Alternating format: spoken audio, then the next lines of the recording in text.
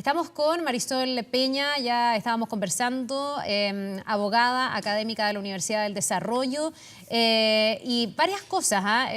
Yo le estaba preguntando fuera de cámara, por así decirle, si tenía sentido votar artículo por artículo, porque pareciera ser que cuando uno ve la lista, Marisol, no todos los artículos son igual de expeditos. Hay algunos que efectivamente son bastante más polémicos o tienen menos consenso.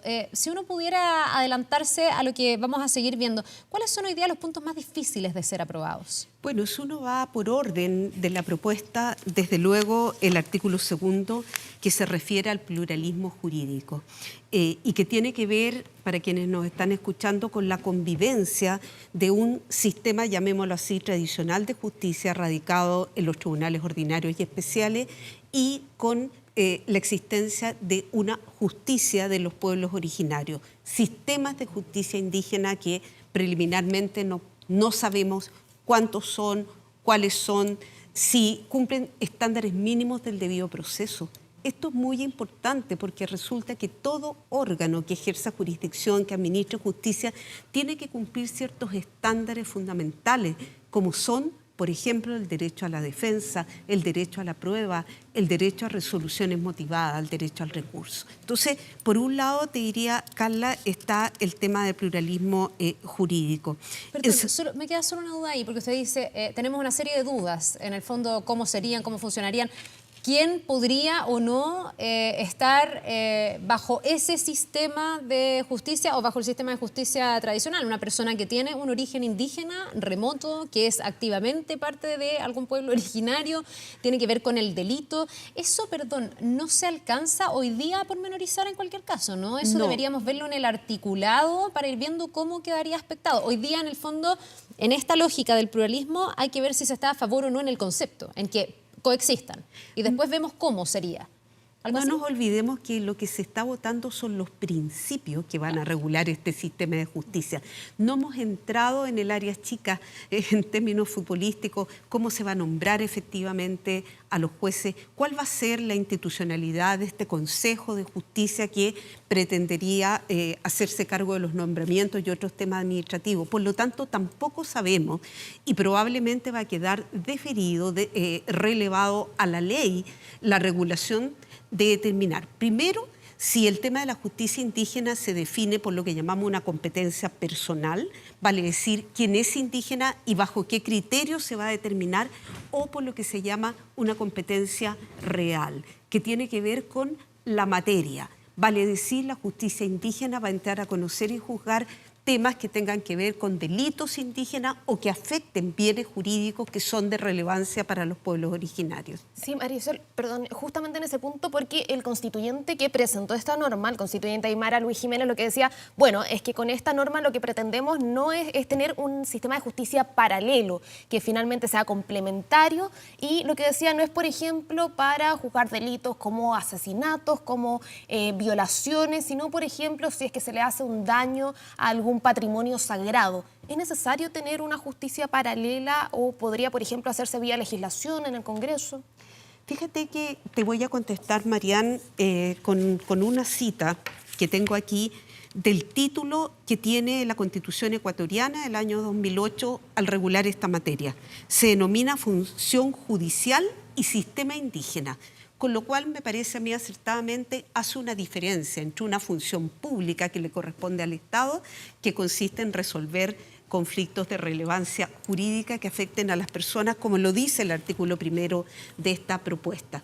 Pero efectivamente, el solo hecho de crear en el mismo nivel que la acción de los tribunales de justicia, sistemas de justicia indígena o reconocimiento de costumbres ancestrales indígenas que tengan que ver con la resolución de los conflictos de personas que pertenecen a las etnias, puede generar profundos conflictos con el ordenamiento jurídico nacional.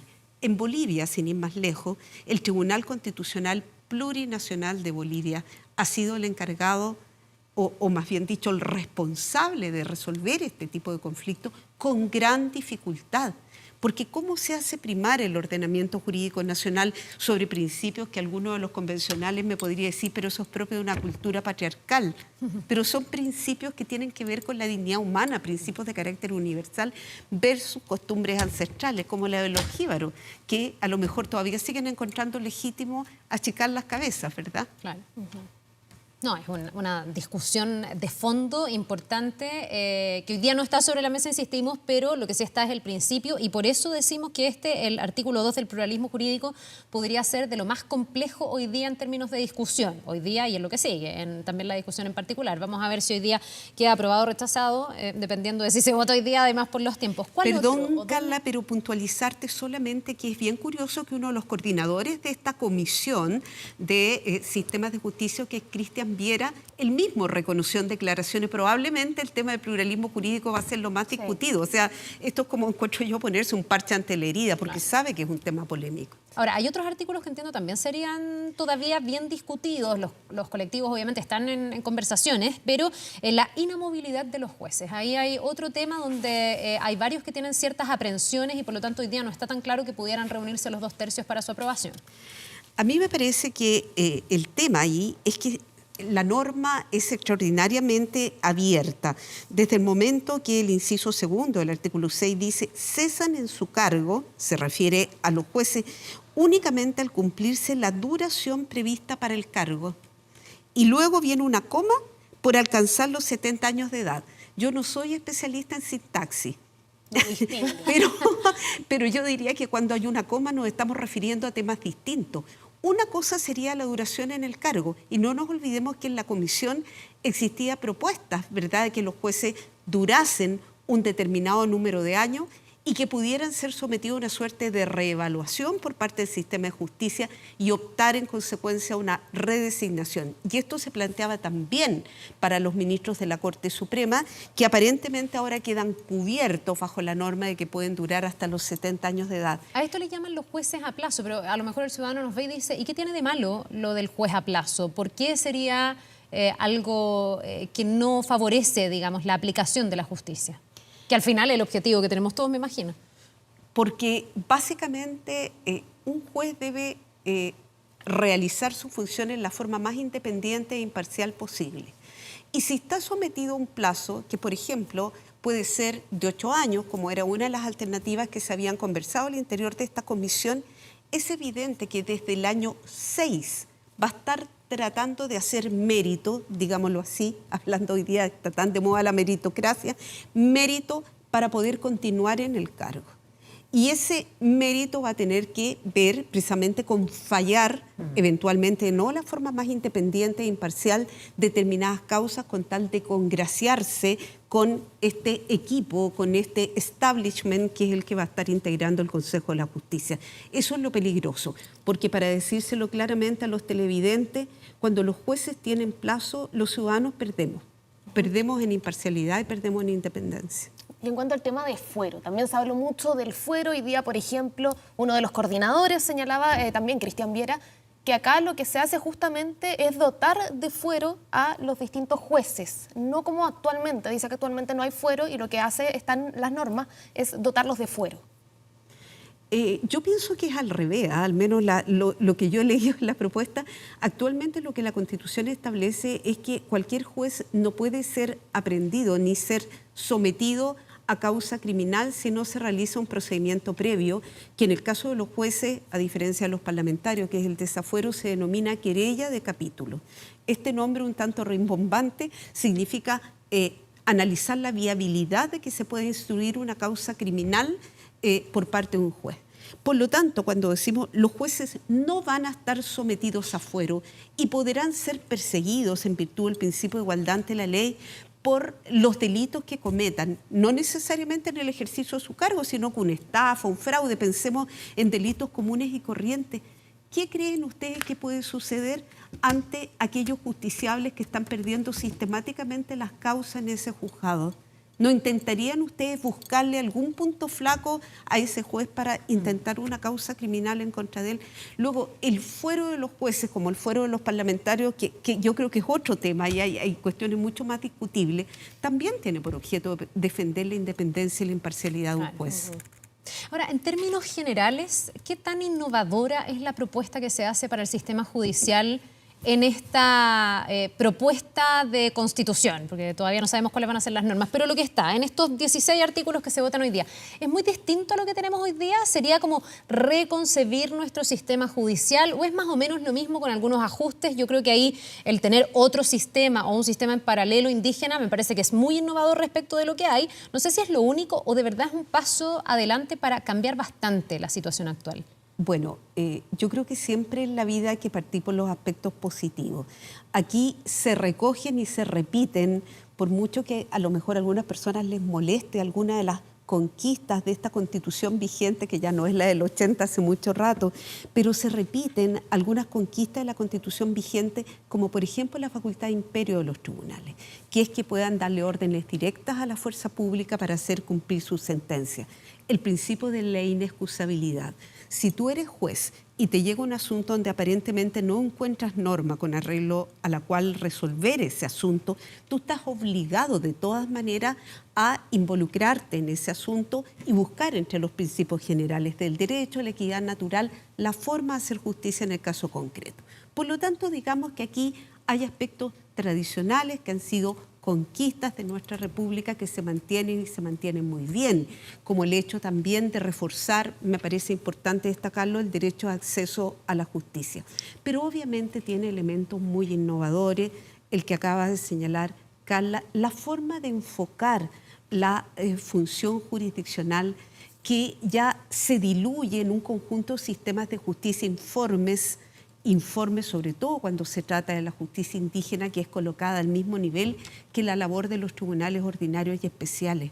Segundo, acabar con la posibilidad de los órganos que ejercen jurisdicción, que aparecen aisladamente mencionados en una de las normas, pero cuando se define el Sistema Nacional de Justicia se dice solo será ejercido por los tribunales que señale la ley, ordinarios especiales, por los sistemas de justicia indígena. Me pregunto, ¿tú tienes hoy día un problema con tu AFP o un tema con tu ISAPRE? Claro, tú me vas a decir el recurso de protección ante los tribunales, pero sucede que en general Chile ha ido avanzando muy importantemente en los últimos años en una jurisdicción contenciosa administrativa, donde tenemos órganos tutelares que ejercen jurisdicción para resolver conflictos que se producen a nivel de la administración. No aparecen claramente mencionados como parte del sistema de justicia.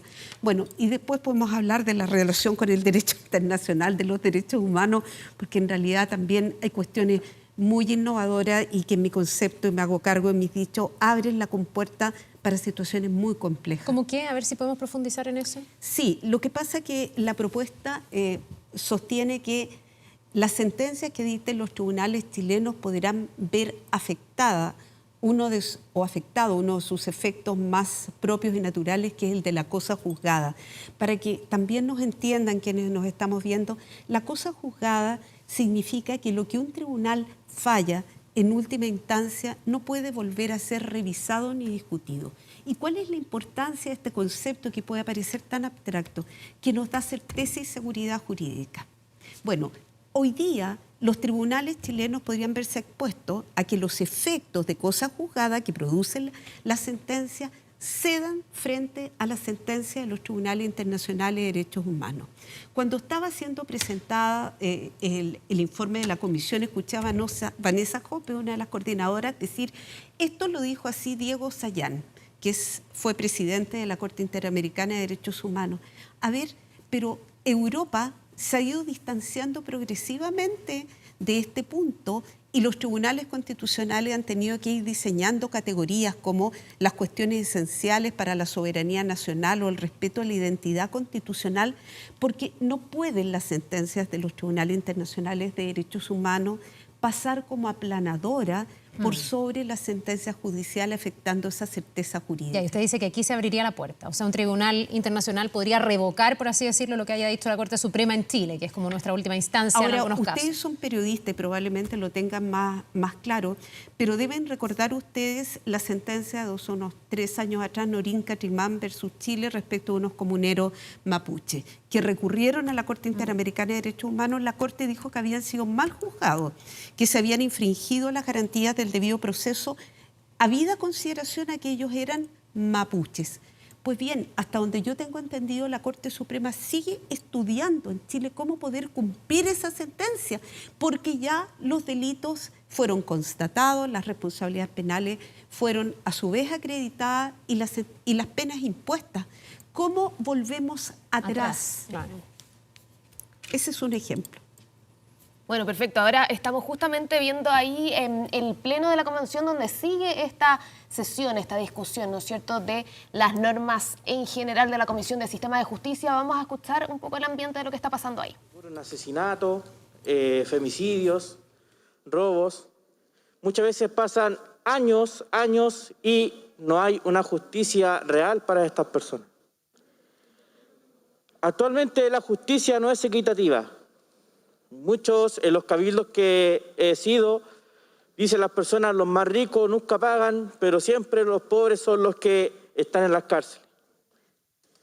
Esta propuesta personalmente a mí me gusta. También quiero destacar el trabajo que hicieron mis compañeros Daniel Bravo e Ingrid Villena en la Comisión de Justicia también. Son gente en la cual creo en ellos. Así que esta habla sobre el debido proceso en igualdad de condiciones, acceso a la justicia a todas las personas y colectivos, principio de justicia abierta y paridad de género.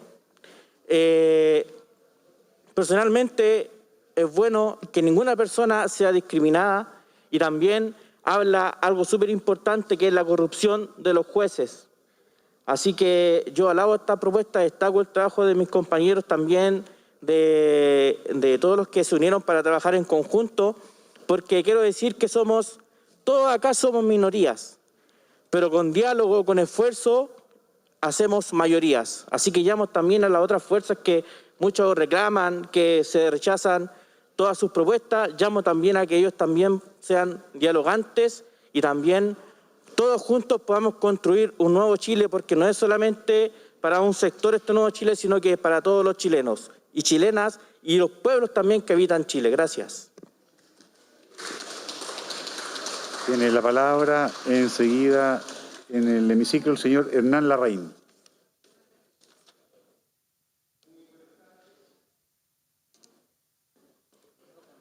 Muy buenas tardes. El día de hoy enfrentamos la votación en general del primer informe de la Comisión de Sistemas de Justicia, que regula, entre otras materias, el Poder Judicial y el derecho al acceso a la justicia.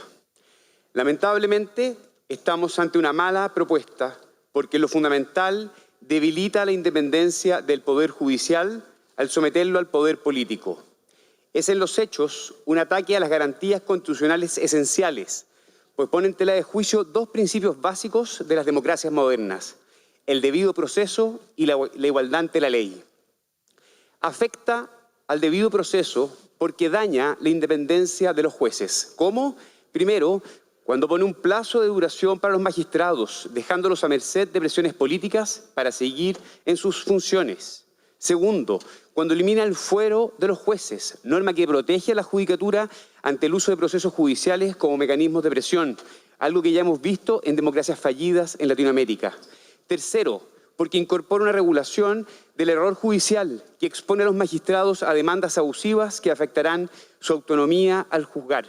En síntesis, de aprobarse esto, el mensaje de la Convención será que opta por tener jueces sometidos y no independientes y objetivos. Por eso es que estas propuestas han sido criticadas desde la academia transversalmente y por la misma Corte Suprema.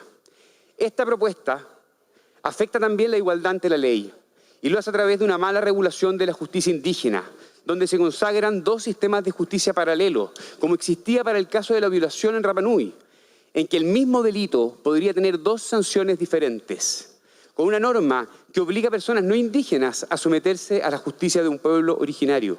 Un sistema de justicia que no podrá ser controlado por la justicia ordinaria y que permitirá a autoridades indígenas dar órdenes directas a las policías.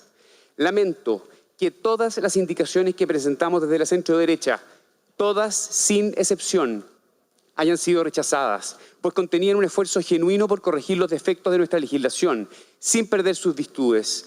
Destaco nuestra propuesta de la Defensoría de las Víctimas de Delitos, la iniciativa de justicia indígena y las mejoras en el derecho de acceso a la justicia. Desgraciadamente, la propuesta que votamos hoy no cumple con los objetivos que se ha propuesto. Y no lo hace porque, al igual que en buena parte de las discusiones que se han dado en esta convención, es animada por un espíritu refundacional y que ignora nuestra historia institucional. Votaré en contra de este informe en general, con la esperanza de que en una segunda discusión dentro de la Comisión de Sistemas de Justicia podamos enmendar el rumbo. La garantía de una justicia independiente está en juego y con ello nuestra democracia. Muchas gracias. Tiene la palabra luego el señor Benito Baranda. Muchas gracias, secretario. Saludo a la presidenta María Elisa y a la vicepresidenta Bárbara. Y quería partir agradeciendo a la Comisión de Justicia por el primer informe que entrega al Pleno, que seguiremos deliberando seguramente con esta misma intensidad y pasión y perfeccionando como fruto de esta discusión. Agradezco el trabajo realizado y el ánimo que los moviliza de reformas mayores en un poder del Estado de baja credibilidad y lejano a la ciudadanía, fuente más de injusticias que de justicia efectiva, y que esa historia institucional es la que ha provocado el bajo valor que tiene ese poder dentro del Estado hoy día. Agradezco que se atrevan a ingresar en ámbitos que permitan construir una justicia auténtica, fundada en experiencias internacionales innovadoras y en un vínculo comunitario mayor. Quiero destacar hoy día 4 artículos que me parece que son extremadamente importantes. El primero de ellos es el artículo 10, que plantea el acceso, ¿no es cierto?, a la función jurisdiccional sea gratuito, algo que lo sufren históricamente en los sectores populares, donde la justicia no llega, y cuando llega ya muchas veces es extremadamente tarde.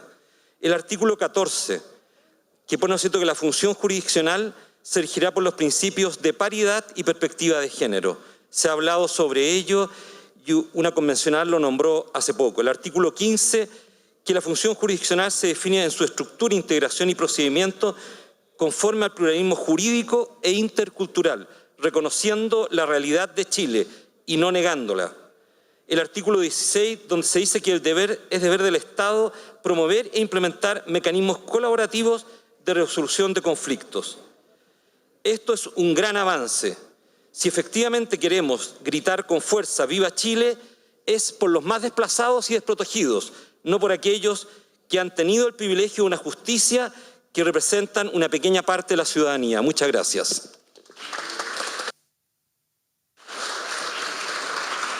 Tiene la palabra enseguida el señor Bastián Lavé. Muchas gracias. Bueno, el trabajo de la Comisión de Sistemas de Justicia nos demuestra nuestra voluntad democratizadora de todas las instituciones todas las instituciones del país es posible. Se pone fin a la jerarquía del Poder Judicial, fortaleciendo la independencia de los magistrados y magistradas, no solo respecto a poderes o autoridades externas, sino también respecto a sus superiores jerárquicos. Avanzamos en la paridad y perspectiva de género, tal como lo han relatado nuestras compañeras el día de hoy, especialmente Vanessa Jope, Manuel Arroyo, que son parte de movimientos sociales y de la comisión número 6. Avanzamos en el reconocimiento de los sistemas jurídicos indígenas, dando paso al pluralismo jurídico, a la plurinacionalidad y la interculturalidad. Ricardo.